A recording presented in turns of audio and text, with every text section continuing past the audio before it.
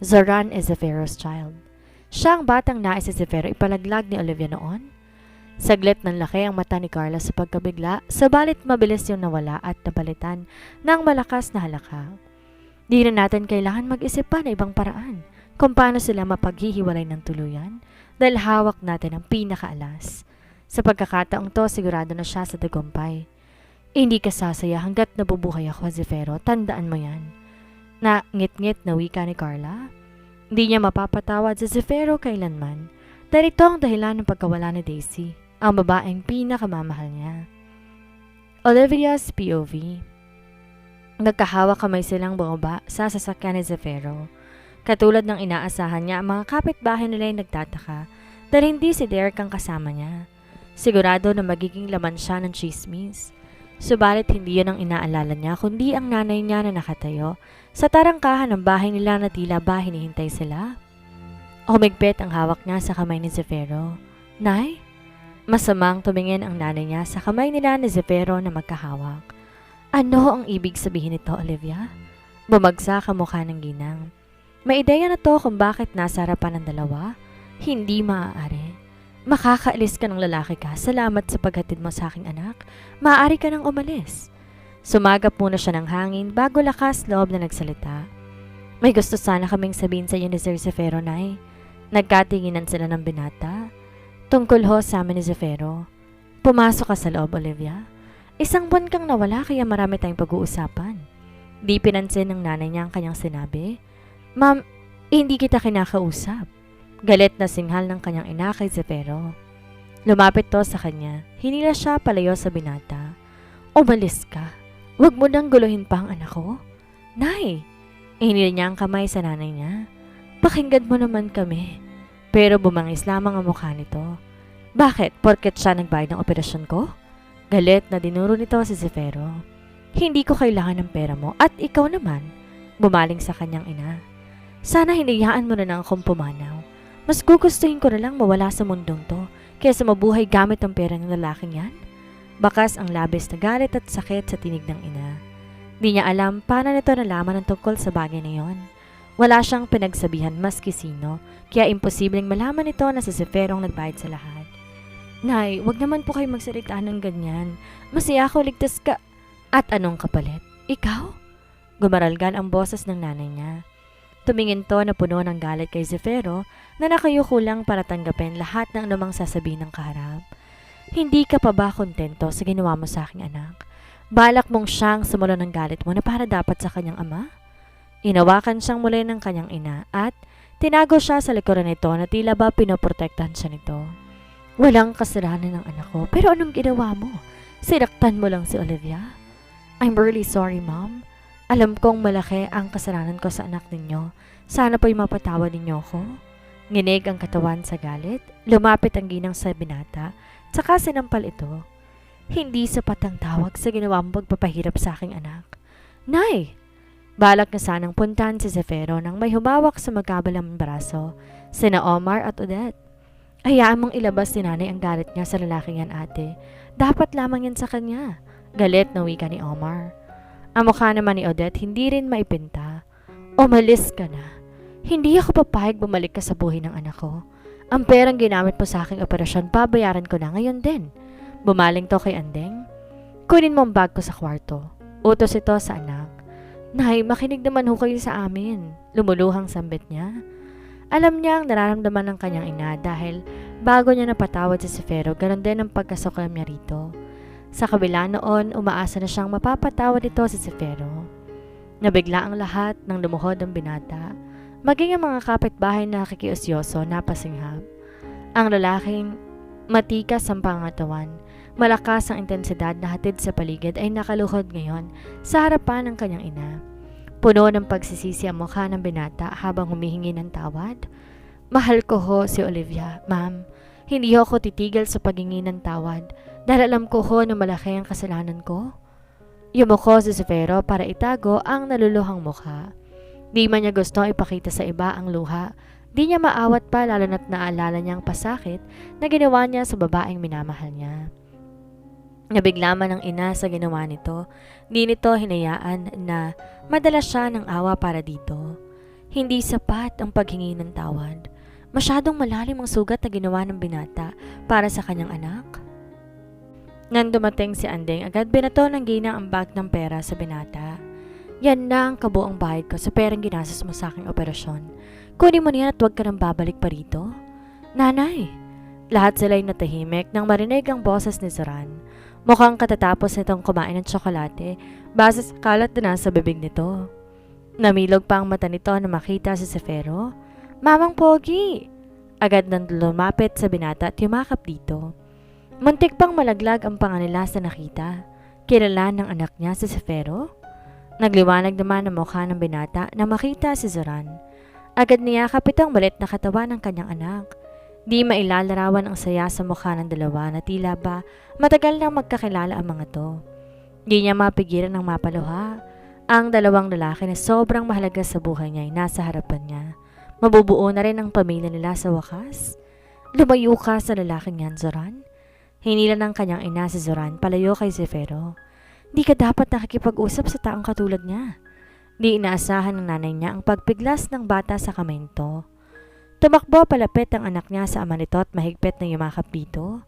Bakit mo po inaaway ang daddy ko, Nay? Nakabusangot na wika ng kanyang anak. Lahat sila natigilan sa pagkabigla. Ano? Di makapaniwalang tanong ng nanay niya. Daddy ko po siya, di ba? Tapos ang mommy ko po si ate. Bumaling si Zoran sa kanya. I knew it po ate, matagal na po. Dinig ko kayo ni nanay ikaw daw pong mommy ko. Di mapigilan ni Olivia ang mapaiyak ng sobra. All this time akala niya walang alam ang kanyang anak. Di niya inakalang sa murang edad na gawa nitong itago na alam nitong siya ang tunay na ina nito. Ang sabi sa akin ni Mamang Pogi, siya raw po ang daddy ko. Ngumiti ang anak niya na halos maubos ng ngipin sa pagkain ng tsokolate. I believe him po, kati po, binigyan niya ako maraming chocolate eh. Zefiro mouthed sorry when she looked at him. Namutla ang nanay niya. Ano bang sinasabi mong bata ka? Tumayo si Zefiro, buhat ng kanilang anak. I'm sorry babe, hindi ko sinabi sa'yo that I already knew about our son. Umawang ang labi niya. Alam nga ni Zefiro, pero paano? Hindi mo makukuha si Zoran sa amin? Ani ng kanyang nanay at inagaw si Zoran sa binata, dahilan para umiyak ito. Lumapit si Odette sa ina at tumarang dito nang tangkaing lumapit ni Zefiro sa anak. Wala akong bala kunin si Zoran kay Olivia mom. Gusto ko lamang na mabuo ang pamilya namin. Nay, please. Nagmamakaawang aniya sa kanyang nanay. Matalim ang mata tumingin to sa kanya. Sinaway mo na ako nung una, Olivia. Siguro naman hindi mo na uulitin yon sa pagkakataong to. Natigilan siya. Hindi pwedeng maging kayo dahil kahit baliktarin natin ang mundo, hindi mababago ng tatay Oscar mong kumitil sa buhay ng pamilya nito. 3 araw na mula nang huli silang magkita ni Zefiro. Daig pa niyang preso na nakakulong sa kanyang kwarto. Talagang galit ang nanay niya sa kanya. Inulit na naman daw niya na gawa noon na siyang sisira sa kanyang puso. Gusto niyang lumabas pero nakabantay sa kanya ang mga kapatid. Maging sa pagkain ninahatiran pa siya ng mga ito. Paano siya makakatakas? 3 araw na rin pabalik-balik si Zefiro para magmakaawa sa kanyang ina, subalit matibay ang nanay niya. Ayon pa kay Andeng, hindi na halos umuwi si Zefiro. Nasa labas lamang ng kanilang bahay. Naaawa siya rito pero kailangan itong magtiis. Sana lang talaga isa sa mga araw na to mawala ng galit sa puso ng nanay niya. Wala siyang cellphone para makausap man lamang si Zefiro. Si Zoran naman palaging kasama ng nanay niya saan man to magpunta. Madilim at umuulan ng mahina. Tumingin siya sa labas ng bintana ng kwarto niya. Kumunot ang noon niya na mapansin isang lalaking tila ninja. Tumatalon palapit sa bintana ng kwarto niya. Magnanakaw! Magnanakaw! Malakas niyang sigaw. Tumakbo siya at kinanampag ang pinto ng kwarto niya. May magnanakaw! Nalaki ang mata niya ng takpan ng magnanakaw ang bibig niya at nilak ang pinto ng kwarto para hindi siya makalabas. Natigilan siya. Paano? Pamilyar ang amoy nito. Shh! It's me, babe. Binitawan ng lalaking bibig niya at tinalis ang suot na mask at sombrero. Bumungad sa kanyang pawisang mukha ni Zefiro. Patalon siyang yumakap dito habang nakasabit ang binti sa bewang nito. Miss na miss niya na to ng sobra. I'm sorry, babe. Gusto kong tiisin na wag ka munang puntahan hanggang mapatawad ako ng nanay mo pero hindi ko kayang hindi ka makita at mayakap. Tulad niya, ramdam niya rin ang pagkasabik nito. Mas sumigpit ang yakap ito sa bewang niya habang ganon din ang kanyang binti sa bewang nito. Hinalikan ni Zefiro ang tuktok ng noon niya. Aalis din ako agad, babe. Babalik ako sa harap ng bahay ninyo. Gusto lang talaga kitang makita para mabuo naman ang araw ko. Pati anak natin hindi ko na nakikita. Bibitiw sana siya pero hindi niya pinakawala ng bewang niya. Pinaningkitan niya ito ng mata. Kailan mo pa nalaman na buhay ang anak natin? Sumeryoso ang kanyang mukha kaya naparunok si Zefiro. When you told me that you're going to take the most important person to me, was you referring to our child? Taas kilay niyang tanong. Kabadong lumunok mula si Zefiro. I was just joking that time, babe. Joke? Kailan pa naging magandang biro ang ganon?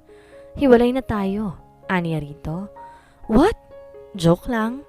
Ganda niya rito at napalabi siya. Ngayon alam mo na ako ng pakiramdam.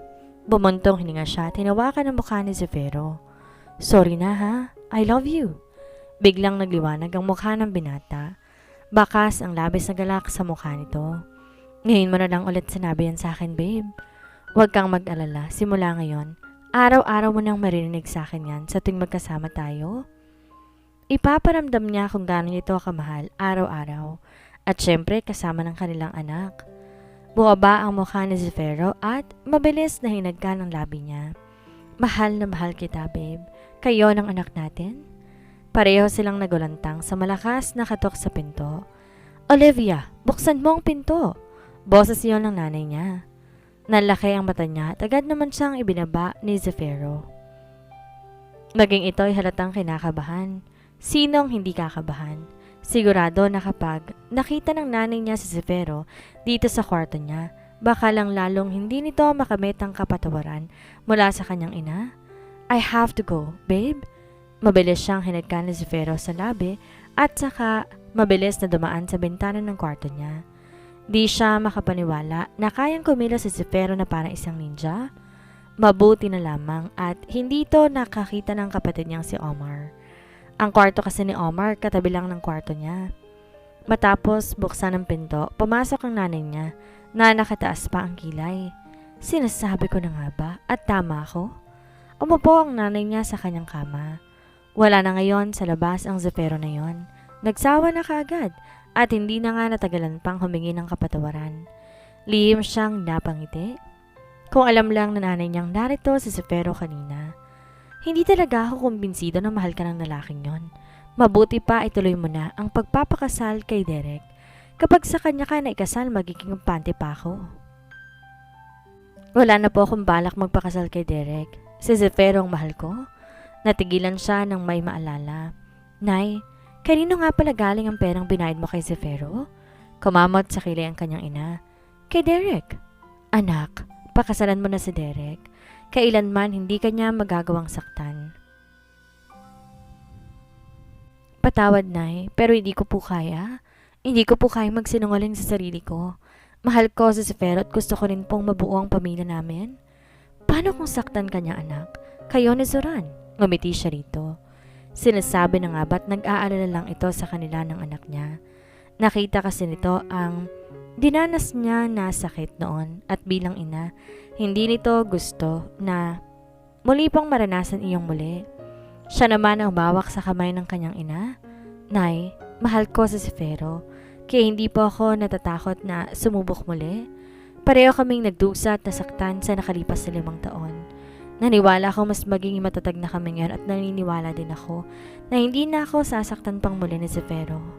Anak, hindi ko kakayanin na makita kang pagtangkaan muli ang buhay mo. Please anak, wag na si Zefiro. Dahil baka gawin mo na naman ang bagay na yun dahil sa kanya. Lumuluhang sambit nito. Nay, sorry po ha. Sorry po kasi naging mahina po ako noon. Sorry po, hindi ko naisip na nariyan po kayo na nagmamahal sa akin.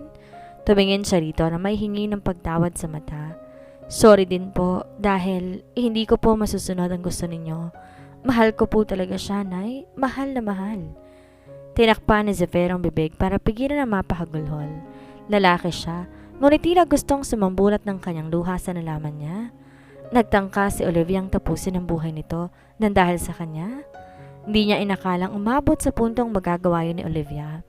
Gusto niyang lapitan at yakapin ang babaeng mahal niya na umiiyak na ngayon. Ang tapang ni Olivia. Sa kabila ng ginawa niya, nagawa nitong patawarin at mahalin pa rin siya. At ngayon pinaglalaban siya nito sa sariling ina. Siya lang ang nais kong pakasalan at wala ng iba. Sana maintindihan niyo po ako. Ani pa ng dalaga sa ina. Pinanindigan nito ang pagmamahal sa kanya.